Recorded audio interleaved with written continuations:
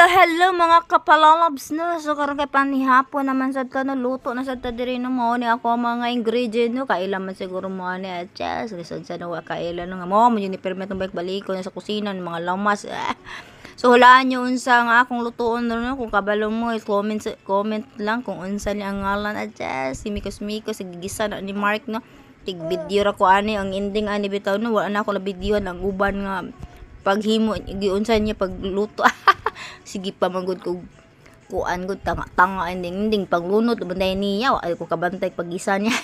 Sige maglangas kay mata na lang ging saon na lang sumana no yung gimikos-mikos na tanan pati ang kanang macaroni no just sumapi tanganan niya og tubig nga binukal ako nang pabukal lang aron init-init sad ba.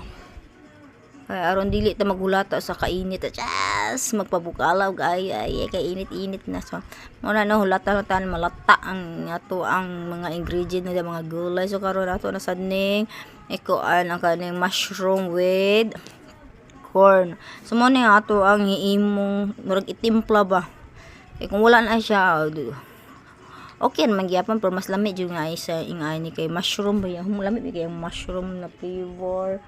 Hulat nato nang ko ano no, hulato nato ang hantod nga mahimo na siya og tubig guys kay kailangan yun nato na siya tunawon ang iyang mga powder. So matuod nino nga naluto naman di ay hapit naman di siya maluto and wa ko kakita sa iyang pag magkusmikos paglunod sa gatas ug sa paglunod atong iyang gipatunaw no kasi gir tanga.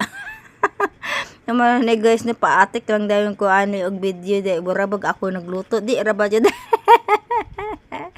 Sige lang aron lang sa nasa ta ikapakita content naman ni god.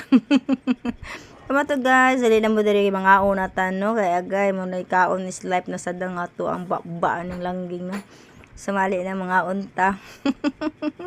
Magsima-sima na sa nato anin magdako na sa samot ng atong bilbil wala sa gibutangan ng atong bilbil agay sao na lang.